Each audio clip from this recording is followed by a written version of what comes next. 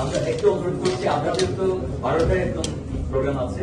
আচরণ এবং বিশেষত প্রার্থীদের আচরণে পরিবর্তন অবশ্যই প্রয়োজন হবে। 1973 থেকে হওয়া অতীতের অন্যান্য সকল নির্বাচন ছাড়াও 2008, 2014 এবং 2018 সালের নির্বাচনের বিতর্কিত সন্দিগ্ধ বিষয়গুলো বিবেচনায় নিয়ে কমিশন পরবর্তী সকল নির্বাচনগুলো সতর্কতার সাথে আয়োজনের চেষ্টা করেছে। জাতীয় এবং স্থানীয় সরকারের বিভিন্ন স্তরের নির্বাচনে দিনের বেলায় ব্যালট পেপার প্রেরণ, কতিপয় উপনির্বাচনে ভিডিও পর্যবেক্ষণ, ইভিএম এর ব্যবহার, দেশের সকল জেলায় একই দিনে, তবে প্রতিটি জেলায় প্রশাসনিক সীমানার মধ্যে মাঝে 3 থেকে 5 দিন বিরতি দিয়ে 5 থেকে 6টি ধাপে নির্বাচন অনুষ্ঠান, সরকারি কর্মকর্তাদের ব্যাপকভাবে রদবদল ইত্যাদি গৃহীত ব্যবস্থা নির্বাচন অবাধ, নিরপেক্ষ ও সুশৃঙ্খল করতে অনেকটাই সহায়ক হয়েছে।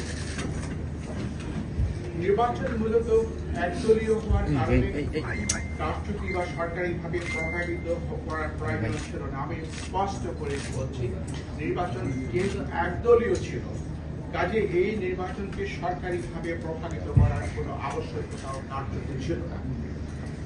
নির্বাচন দলের ভেতরেই হয়েছে, মধ্যে হয়নি, উইদিন হয়েছে, বিটুইন হয়নি।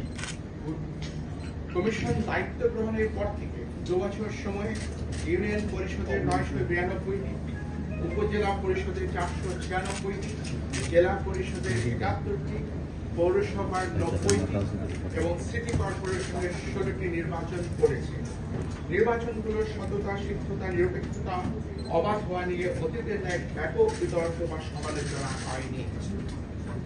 উপনির্বাচন সহ জাতীয় সংসদে মোট 318টি আসনে কমিশন নির্বাচন করেছে। দলীয়ভাবে উপস্থিত না হওয়ার কারণে নির্বাচন বিতর্কিত হয়েছে।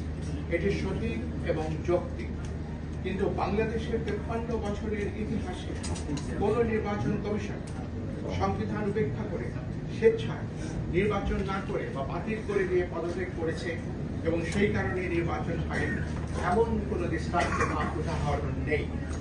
সরকার বারবার বলেছেন ব্যাপক সংস্কারের মাধ্যমে নির্বাচন ব্যবস্থাকে ঢেলে সাজাতে হবে। আমি আরেকবার উচ্চারণ করে বলছি, সরকার বারবার বলছেন ব্যাপক সংস্কারের মাধ্যমে নির্বাচন ব্যবস্থাকে ঢেলে সাজাতে হবে।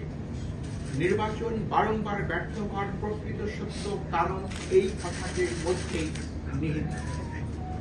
কমিশনের সদস্যরা সংবিধান মেনে দায়িত্ব পালন করে থাকে। আমাদের